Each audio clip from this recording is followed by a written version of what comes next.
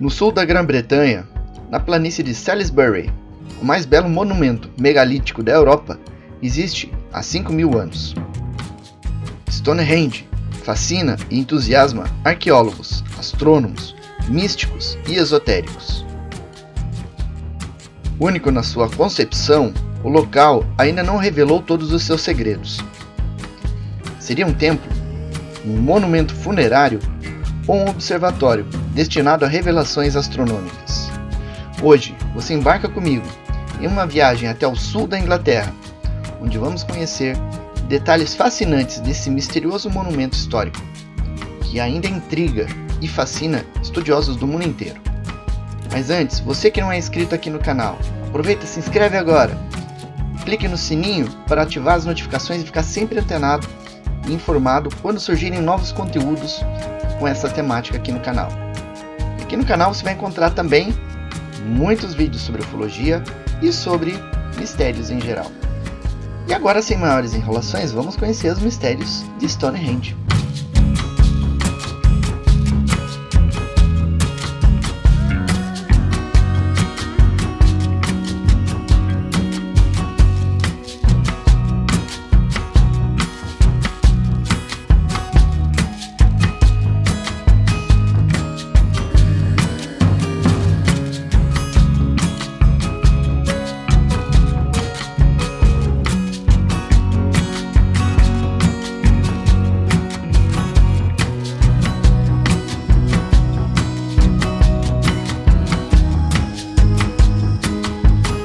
Stonehenge é o maior e mais bem conservado vestígio do período neolítico, e até hoje é um enigma para os cientistas.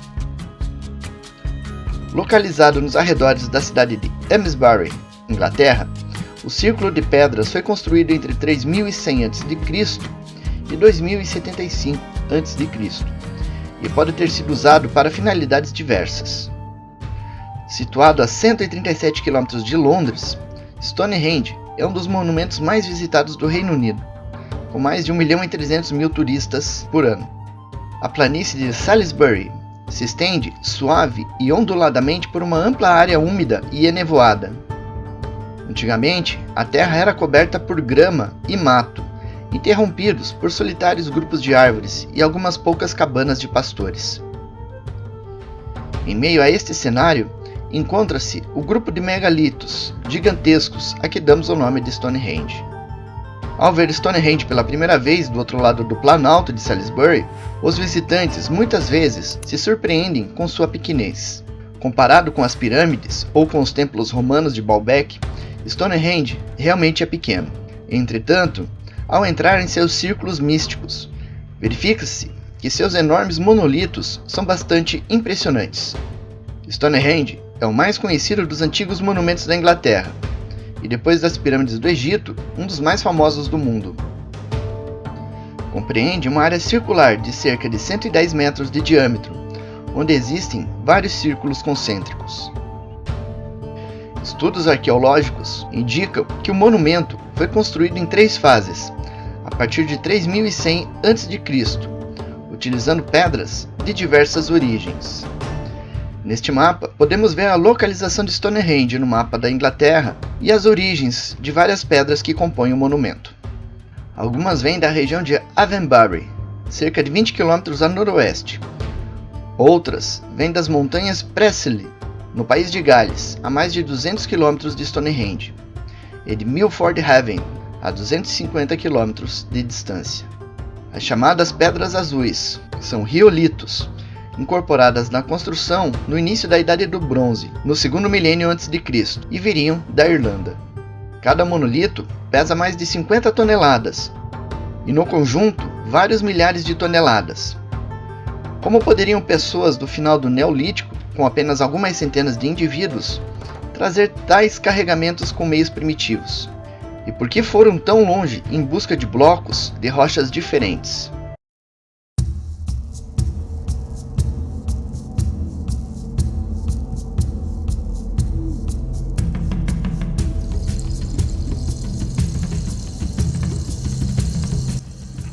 Stonehenge foi construído seguindo um planejamento preciso. No chamado período 1, cerca de 3.100 a.C., foi construída a vala circular, com aproximadamente 97 metros de diâmetro, e que atualmente envolve e delimita todo o monumento. Essa vala possui 4 metros de largura e 1,5 metro de profundidade. Internamente, erguia-se um banco de pedras e um santuário de madeira. O círculo estava alinhado com o pôr do sol no último dia do inverno e com as fases da lua. Nesse mesmo período, surgiu o segundo círculo, formado por 56 furos internos a seu perímetro e que continham restos humanos cremados. Este círculo foi batizado de Buracos de Aubrey, em homenagem ao nome de um dos primeiros exploradores do local.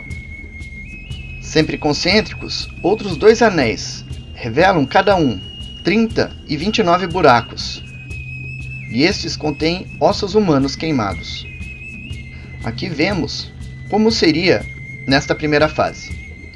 Durante o chamado segundo período, que começou em 2150 a.C., deu-se a realocação do santuário de madeira, a construção de 2 círculos de pedras azuis, o alargamento da entrada do monumento, marcada por valas paralelas alinhadas com o sol nascente, no primeiro dia do verão no hemisfério norte, e a construção do círculo externo, com 35 pedras, que pesavam toneladas. As altas pedras azuis, que pesam 4 toneladas, foram transportadas das montanhas de Gales, 24 km ao norte do monumento. Nesta imagem, vemos alguns dos processos de edificação das pedras. Aqui podemos ver o que seria então o monumento, a partir da segunda fase. No chamado terceiro período, que começou a partir de 2075 a.C., as pedras azuis foram derrubadas e as pedras de grandes dimensões, os chamados megalitos, foram erguidos. Estas pedras, medindo em média 5 metros e 49 centímetros de altura e pesando cerca de 25 toneladas cada, foram transportadas do norte, por 19 quilômetros de trilhas. Entre 1500 a.C. e 1100 a.C., aproximadamente 60 das pedras azuis foram restauradas e erguidas em um círculo interno, com outras 19 colocadas em forma de ferradura, também dentro do círculo. Nesta imagem, então, podemos ver o que seria o monumento de Stonehenge a partir da fase 3. Assim, formou-se o monumento como vemos hoje. Com o passar do tempo, várias dessas pedras caíram e algumas desapareceram. Atualmente, é como se uma criança, brincando com dominós, dispusesse as peças e, num descuido, derrubasse metade delas. A disposição das rochas, sendo algumas delas pedras menores, ligeiramente mais escuras, estão em pé ou permanecem deitadas, num alinhamento mais caótico. E embora Stonehenge esteja no local há milhares de anos, faz relativamente pouco tempo que os escavadores começaram a desenrolar os fios ocultos de sua história.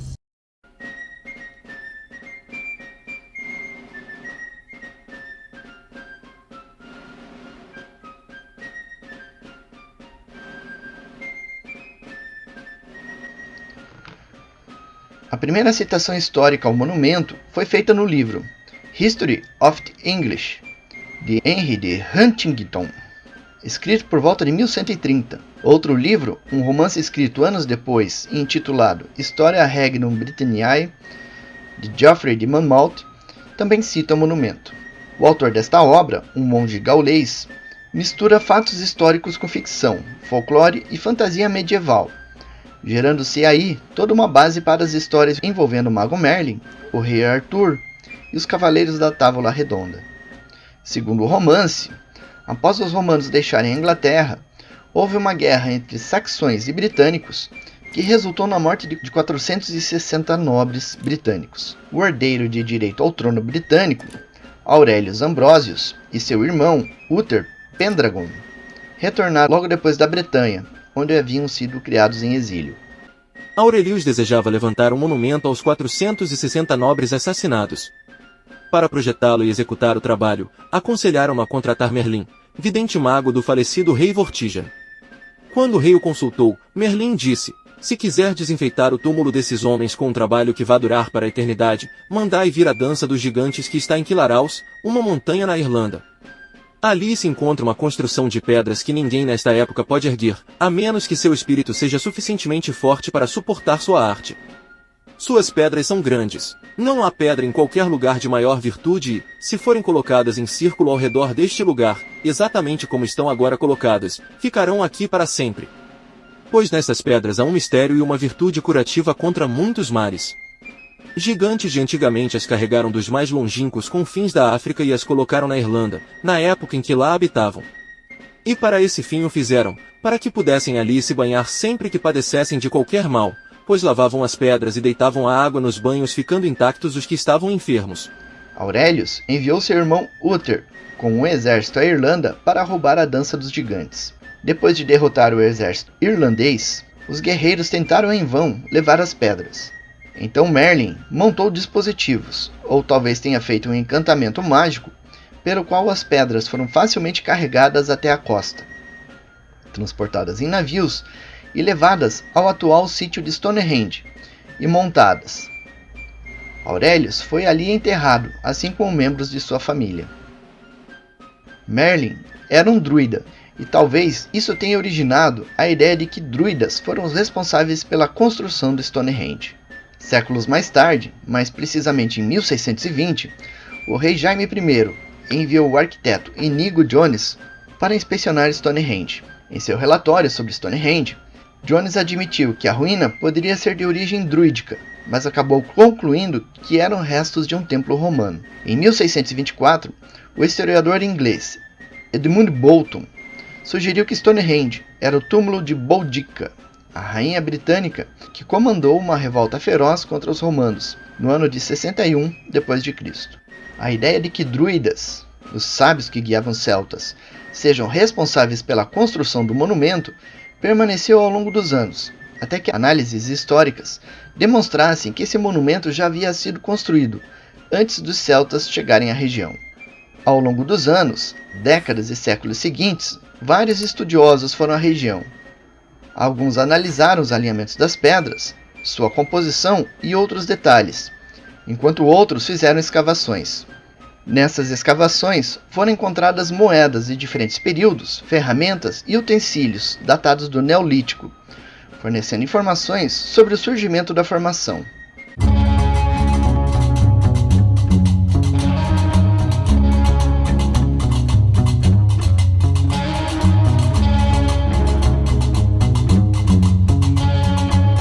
Em direção ao centro da figura, junto à vala, temos dois elementos circulares rasos que formam círculos de 12 a 18 metros de diâmetro. Como estes círculos estão mais ou menos nos lados norte e sul, são denominados túmulos setentrional e meridional, apesar de não serem realmente túmulos, isto é, montículos tumulares pré-históricos. Além desses círculos, havia também várias pedras isoladas. Uma pedra que se encontra na ponta da ferradura de pedras azuis é batizada de Pedra do Altar. Ela é de arenito, mas não da variedade da Baixada Marlborough. Parece ter vindo de Milford Haven, no país de Gales, a sudoeste de onde partiram com suas canoas aqueles que transportaram as pedras azuis. 4 sarsens também foram colocados espaçadamente ao redor da beira exterior do círculo, na linha dos buracos de Albury. 2 dessas pedras de guarda ainda permanecem. As outras 2, que estavam nos túmulos norte e sul, desapareceram. Um sarsen que permanece no passadiço, logo depois do dique, foi denominado de Pedra do Sacrifício.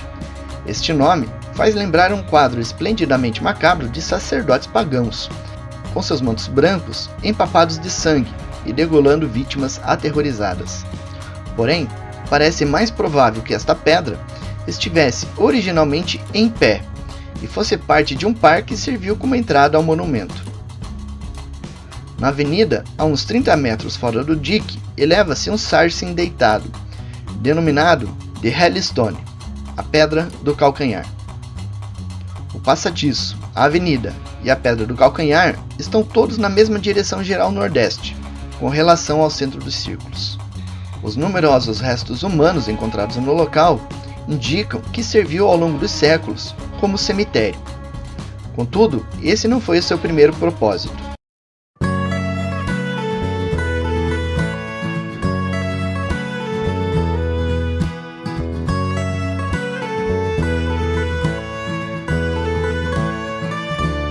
Depois de 1961, a planta do monumento foi estudada pelo cientista Gerald Hawkins, professor de astronomia de Cambridge, e Fred Hoyle, especialista em astrofísica do Instituto de Tecnologia da Califórnia. Sua tese é que, para um observatório localizado no centro da construção, os megalitos são dispostos em linhas de visão para destacar fenômenos astronômicos. Os círculos de buracos corresponderiam ao sistema simples de uma máquina de calcular gigantesca e primitiva, mas que possui uma precisão surpreendente.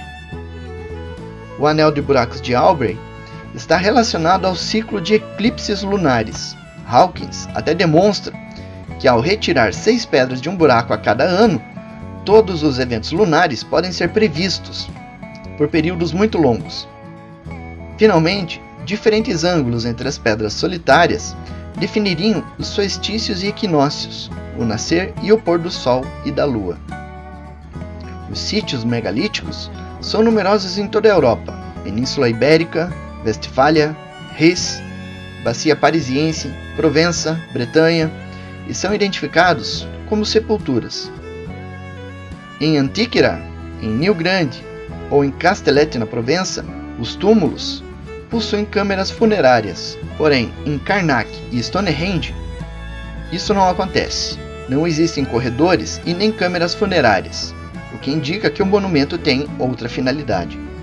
Além da hipótese do observatório astronômico, outras explicações foram propostas. Stonehenge seria um gigantesco gerador de energia, um Nemeton, um lugar sagrado, como os seguidores da tradição dos druidas afirmam. Eles formam uma espécie de corrente humana ao redor do monumento a cada solstício, para absorver e carregar-se com essa energia, seguindo um ritual recriado artificialmente no século XX. Outros afirmam que seria um espaçoporto para receber OVNIs. É uma tese ousada.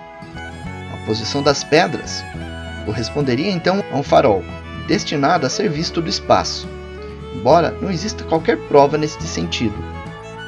Os 5.000 anos de história de Stonehenge atiçam a curiosidade humana, e certamente continuarão assim por muito mais tempo.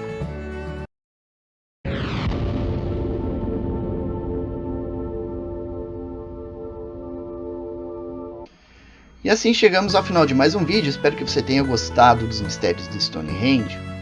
Convido você então a se inscrever aqui no canal, ative o sininho para receber as notificações e ficar sempre antenado com tudo que ocorre na ufologia brasileira e mundial, análise de casos, documentação ufológica e também várias informações a nível científico, como a gente viu aqui no caso de Stonehenge também, além de mistérios em geral, mistérios de ontem e de hoje, tenho certeza que você vai gostar bastante. Então convido você a se inscrever e convido você a ser membro aqui no canal, ative ali a opção para ser membro e tenha acesso a conteúdos exclusivos aqui no canal, conteúdos apenas para membros. E no plano extraterrestre ainda você vai ter descontos na loja Skinwalker, uma loja muito legal, onde você vai encontrar muita coisa legal sobre as temáticas aqui do canal. E eu convido você também a nos ajudar, você pode nos ajudar de diversas formas, divulgando esses conteúdos, vídeos como este, nas redes sociais, grupos de WhatsApp, Telegram, X, Facebook, todas as redes sociais que você usa. Então leve esses conteúdos, compartilhe nos grupos. E você pode ajudar o canal também através do Apoia-se ou do nosso Pix. O link para o Apoia-se e a chave Pix estão aqui na descrição do vídeo. Toda ajuda é muito bem-vinda e nós agradecemos muito. E na descrição do vídeo você encontra também o link para o nosso grupo lá no Telegram, um grupo muito legal, com muita gente bacana lá falando sobre ufologia e mistérios em geral também. E é isso, vejo vocês então no nosso próximo vídeo. Então continue com pés no chão, olhos no horizonte e mente nas estrelas. Um abração para vocês, tchau!